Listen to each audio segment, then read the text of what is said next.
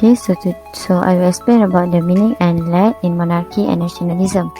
And for monarchy is a political system based upon the undivided sovereignty or rule of a single person.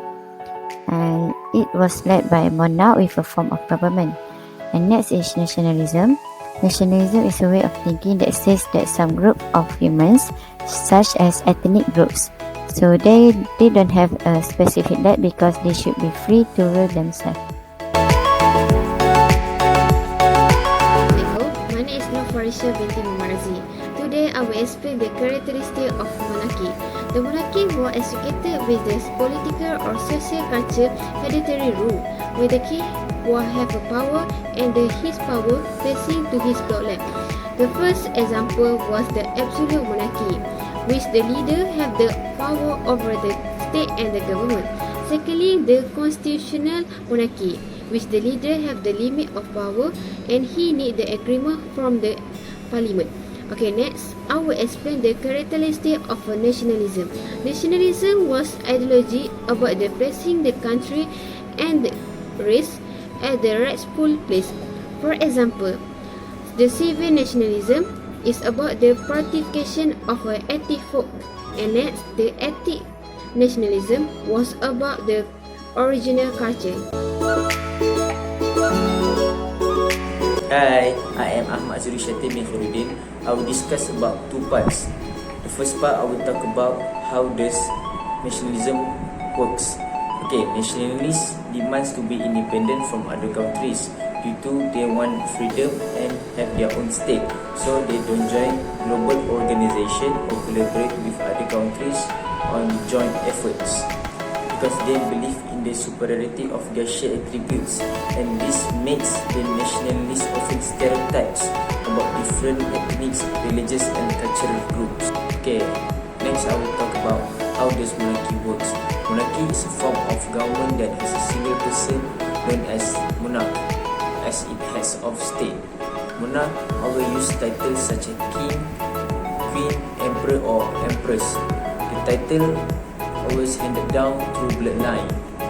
So when the monarch dies, a son, a daughter or other relative will become the next monarch. This is what we call the hereditary monarch. Assalamualaikum and hi, my name is Selamat binti Al-Jafri, matrix number 2190122. I will be talking about the advantages of nationalism. First is strengthens a nation. A nation that is superior to others has more bargaining power in the global market. A single nation identity makes it more strong and can negotiate from a position of strength.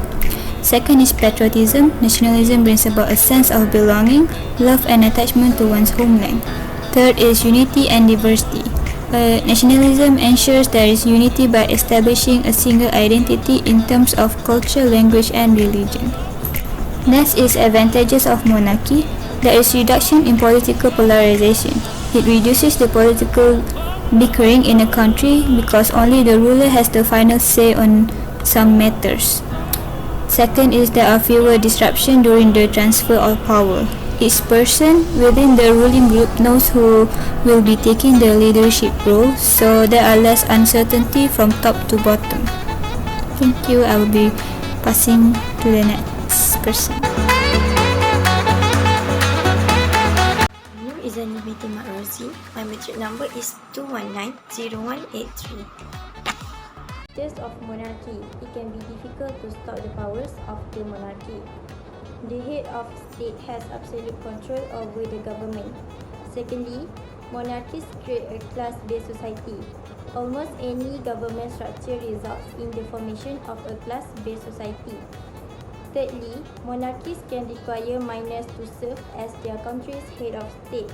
Because a monarchy often uses family lineage as the designation of who can take over the throne, there are numerous instances in history when children were placed in this role. Disadvantages of nationalism may lead to social exclusion of minorities. Next, too much nationalism may hurt international trade. And lastly, may serve as justification to start global conflicts.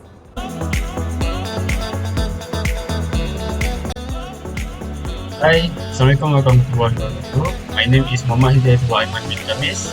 My metric number is 2190759.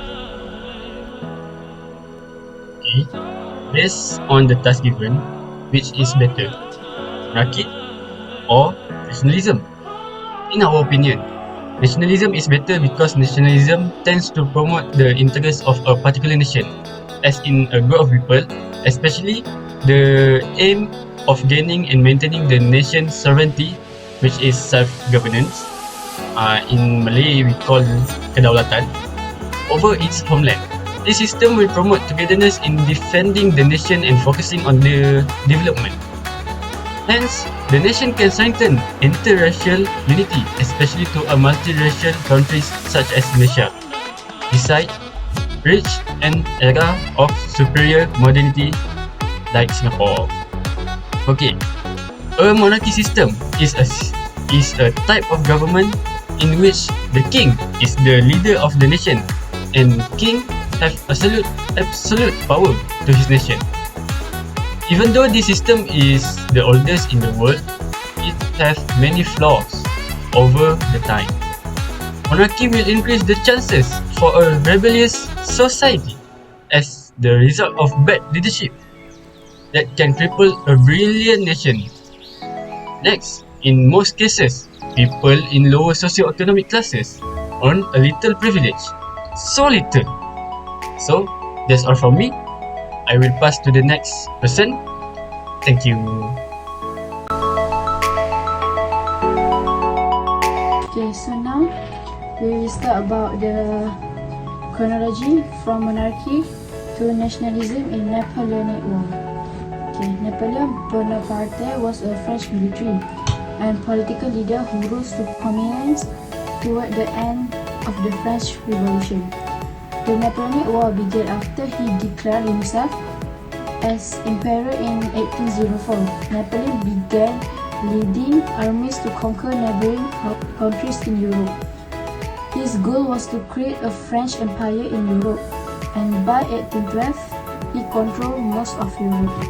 The French Empire extended into parts of Spain and Portugal to the west and east, and into parts of modern-day Germany and Italy, as well as other nations to the east. The stopping point of the empire at its height was the English Channel to the west and Russia to the east.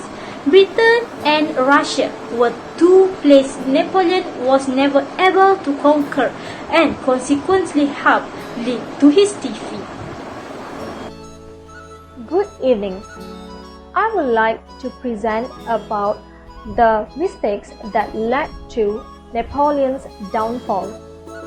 Beginning in 1812, Napoleon made three mistakes that led to his downfall. Firstly, the blockade of Napoleon. It was called the Continental System. Napoleon tried to stop anyone in his empire to trade with Britain. This failed because it was difficult to enforce. Secondly, the Peninsular War. Napoleon tried to invade Spain and Portugal, but Great Britain came to their aid and Napoleon was defeated. Thirdly, the invasion of Russia. Napoleon's armies could not handle the harsh Russian winter and perished. That is all for Napoleon's downfall. Thank you. In 1815, Napoleon surrendered his throne and was exiled to the island of Elba.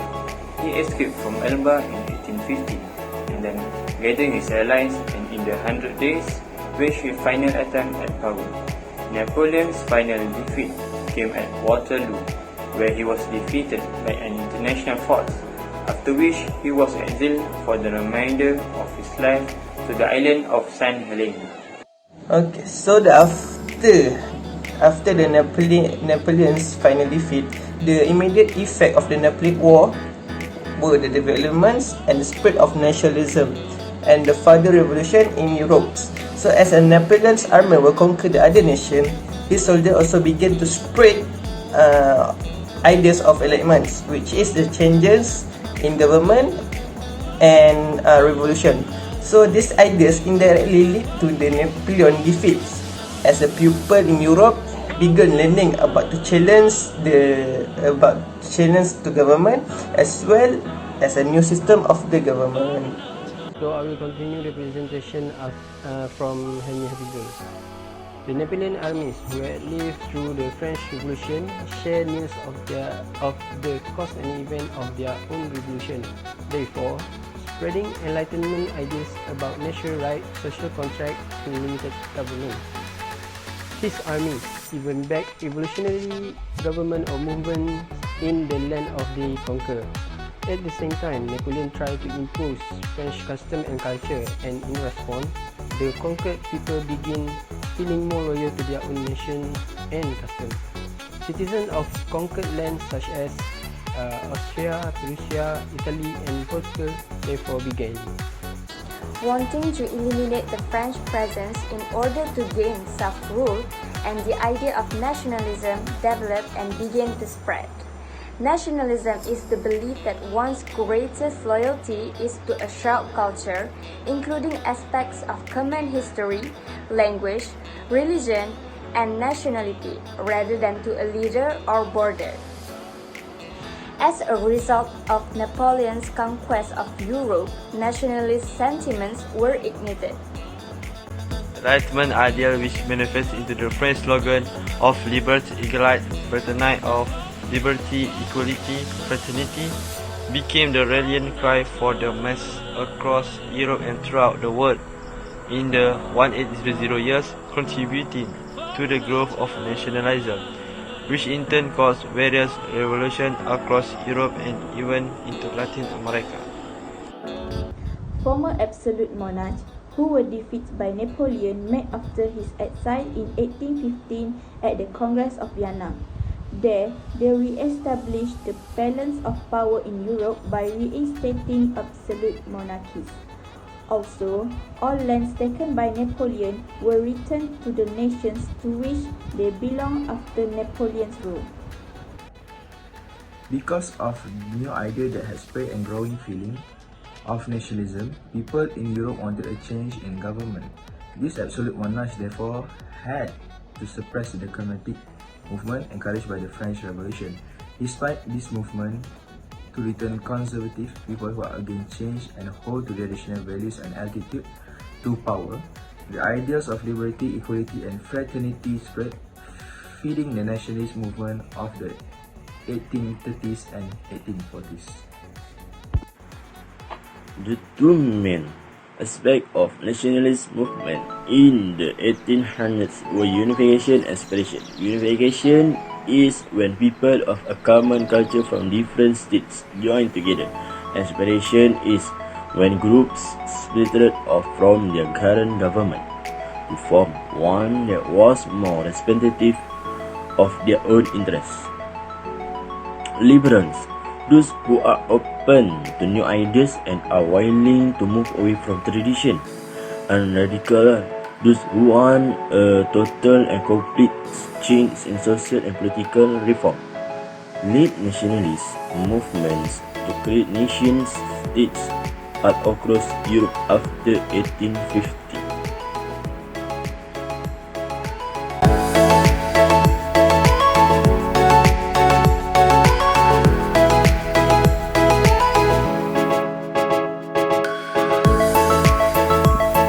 Assalamualaikum warahmatullahi wabarakatuh. My name is Muhammad Amir Husni bin Bakri. My mandis number is 22085. I'm the leader for the group that present the history of Napoleonic Wars. My other members of the group will introduce themselves and will present in the next slide. Thank you and Selamat Hari Raya. Alright, the first slide is the background history. The Napoleonic Wars, which happened in 1803 to 1850, were a series of major conflicts set against the French Empire and its allies, led by Napoleon I against a fluctuating array of European powers formed into various coalitions. It produced a brief period of French domination over most of continental Europe. The war stemmed from the unsolved dispute associated with the French Revolution and its resultant conflict. The wars are often categorized into 5 conflicts, each term after the coalition that fought Napoleon: the Third Coalition 1805, the Fourth Coalition 1806 to 1807, the Fifth Coalition 1809, the Sixth Coalition 1813 to 1814, and the Seventh Coalition 1815. My name is Muhammad Azmin Muhammad Azri. Matrix number 220087. The second slide is the countries involved. The Napoleonic Wars were a series of conflicts fought between France under the leadership of Napoleon Bonaparte and a number of European nations between 1799 and 1815. Austria, Russia, Spain, Great Britain, Portugal, Bavaria all fought against Napoleon and France. France fought 5 coalitions during the Napoleonic Wars. The fourth included Britain, Russia, Prussia, Sweden, Saxony and Sicily. The fifth was Austria, Britain, Tyrol, Hungary, Spain, Sicily and Sardinia. The sixth originally included Austria, Prussia, Russia, Britain, Portugal, Sweden, Spain, Sardinia and Sicily. Assalamualaikum warahmatullahi wabarakatuh. I'm 220061 PKDT Muhammad Azmi Hakimi Kamisan. Today I would like to explain about weaponry.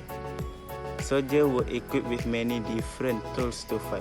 For example, they use bayonet, they use sword, they use pistol, they use artillery, they use pick, and also they use rifle.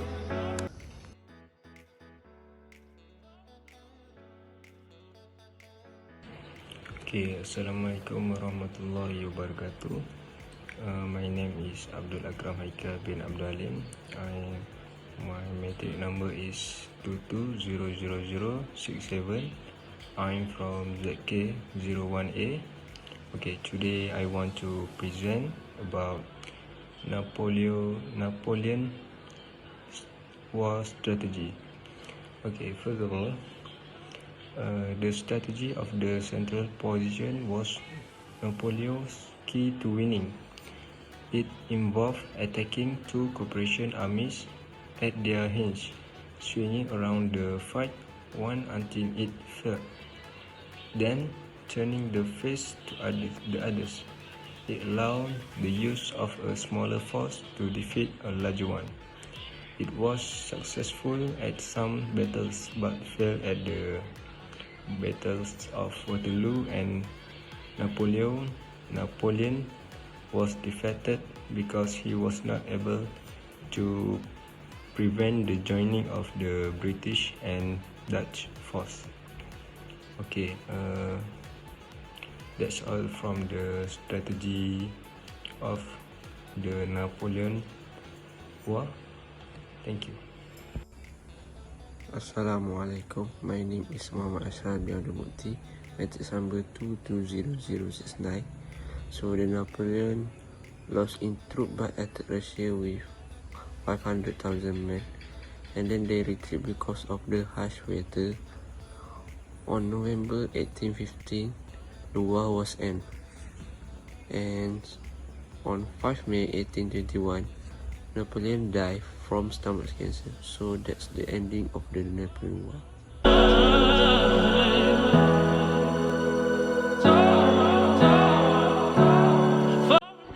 Okay, Assalamualaikum warahmatullahi wabarakatuh. I am Muhammad Faham bin Hamid, 2190100. So today I would like to explain and give some analysis about monarchy and nationalism in Napoleonic Wars. So what is nationalism? Nationalism is the cultural identity of people based on common language, religion and nation symbols.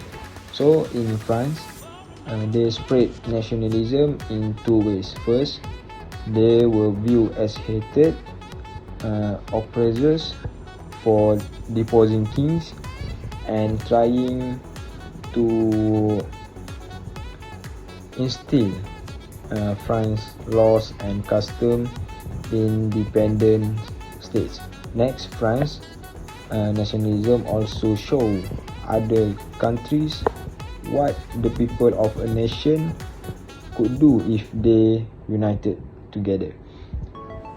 So, one by one, Napoleon's grip on his allies nation start to fall apart. So that's all for me. Thank you. Assalamualaikum warahmatullahi wabarakatuh. My name is Nurul Ain binti Nur Azlam 2190076.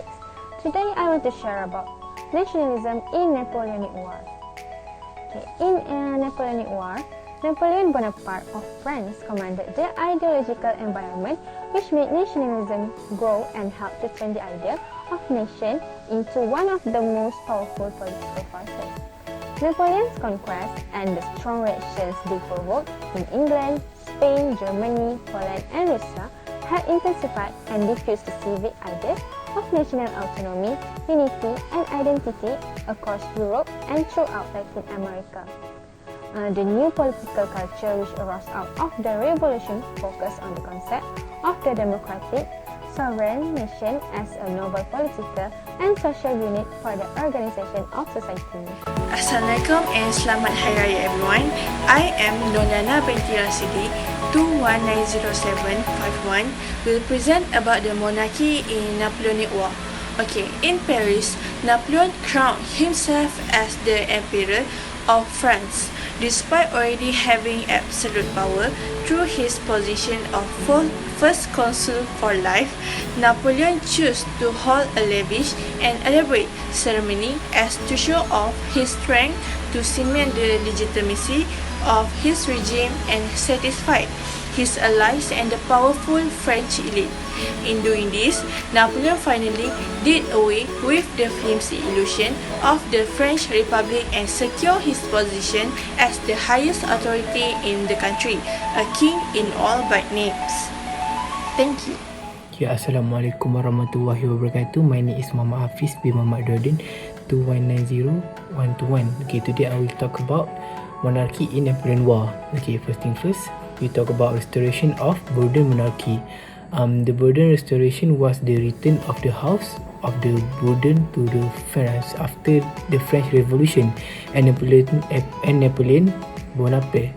It began in 1814 after Napoleon was defeated and exiled to the Elba island of the coast of Italy.